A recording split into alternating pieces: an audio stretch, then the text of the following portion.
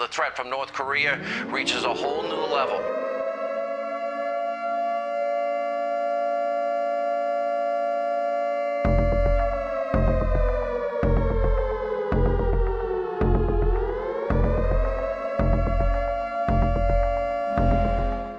이국 땅을 초토화하자. 암흑 세계로 만들자. President Trump warning the regime today against making any more threats toward the U.S. They will be met with fire and fury. New York City's teeming millions, prime target for an atomic attack, go about their normal affairs. Suddenly, their daily routine is rudely shattered by the screaming wail of air raid sirens, warning them of a possible enemy onslaught. This first demonstration of an all-out civil defense drill by America's #1 metropolis is a model of preparedness and training. All traffic halts, and pedestrians immediately seek shelter, guided by a corps of well-trained wardens. All autos are parked, and drivers and passengers join the throngs making their orderly ways to safety. The stock exchange, nerve center of international finance, is caught in its mid-morning rush. The entire drill, lasting for only a few minutes, is carried out with precision, without complaint by New York's busy millions. Schools have been alerted, and pupils briefed on methods of protection from atomic blasts. With the simulated enemy bombing in progress, the mighty town's heart almost ceases to beat. The only surface activity is carried on by the Civil Defense Control. Reports are coordinated under the direction of Arthur Wallander, Civil Defense Director. New York silently waits.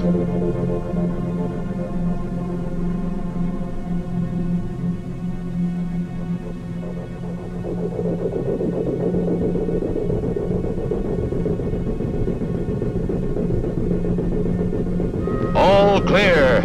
New York's first civil defense drill is a tribute to its citizens and defense organizations.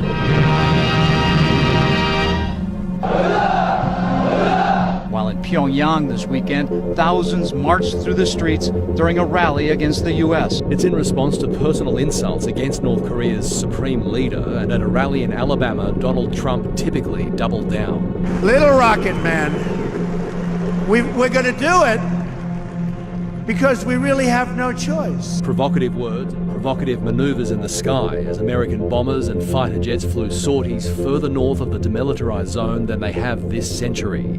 The intense pressure prompted Pyongyang to deliver its most stark threat yet to Mr. Trump for his taunts. 우리 로켓의 방문을 두루 피할 수 없게 만드는 만회할 수 없는 과오를 저질렀습니다. The show of force from both nations comes as the volley of insults reaches an alarming level. President Trump tweeted Saturday, "Just heard Foreign Minister of North Korea speak at UN. If he echoes thoughts of Little Rocket Man, they won't be around much longer." 고통만을 불러온다고. His tweet comes after the North Korean foreign minister slammed the president at the United Nations. North Korea then threatened to test a hydrogen bomb above the Pacific Ocean, something they have never done before. Everything he has said he would do. I will test a hydrogen bomb. I will send an ICBM test. He's done. So why wouldn't he test a hydrogen bomb over the Pacific? I think the likelihood is there that he will test a bomb at some point. Bob Woodruff joins us live now in studio. Bob, you've been covering North Korea for more than a decade. You were just on the North Korean-China border, and you said you saw something you've never seen before. Yeah, I think on the Chinese side, there's absolutely more tensions growing, partly because there's more, missile launches, also underground nuclear tests. But the bottom line is, they told me, Tom, they just don't understand Kim Jong-un. They have no idea what he's going to do, and he's unpredictable compared to his father and his grandfather. Pyongyang's missiles are certainly capable of 14 missile tests this year. Most have been short-range, comfortably reaching Tokyo and Seoul. North Korea's Hwasong-12 travels 4,500 kilometres. That puts the US territory of Guam at risk. Then the big one, the Hwasong-14, ranged 10,000 kilometres, comfortably reaching Alaska, Seattle, Los Angeles and Chicago at its outer limits, also covering all of Australia right down to Hobart. Opposition leader Bill Shorten and Shadow Foreign Affairs Minister Penny Wong are flying to Seoul to assure South Korea's government of Australia's support.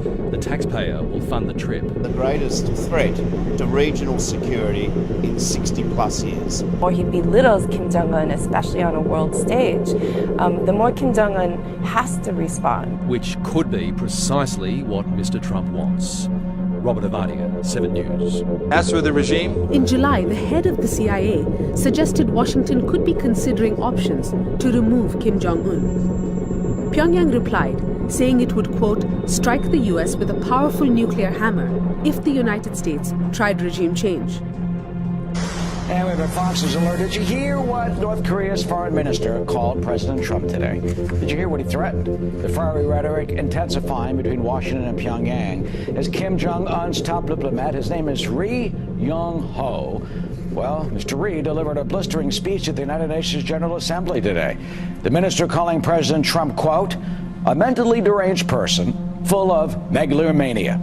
This comes after the president said in his speech at the United Nations on Tuesday that the U.S. would totally destroy North Korea if Washington is forced to defend itself or allies against a North Korean attack.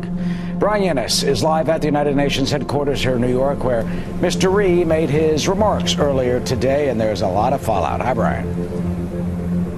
Hi, Eric. Well, yeah, a clear escalation in this war of words that continues with the United States and President Trump between North Korea. Now, North Korea came out swinging from the very beginning. As you said, the foreign minister, Ri Yong-ho, speaking on behalf of his boss, the leader Kim Jong-un today, particularly beginning the speech, going after President Trump's speech given at the United Nations General Assembly on Tuesday, particularly the part in which President Trump mockingly referred to the leader of North Korea, Kim Jong-un, as Rocket Man, who was, quote, on a suicide mission. Well, today, Ri Yong-ho said that he thought it was only fair that North Korea had a chance to respond in kind with the same kind of, quote, corresponding tone. Listen.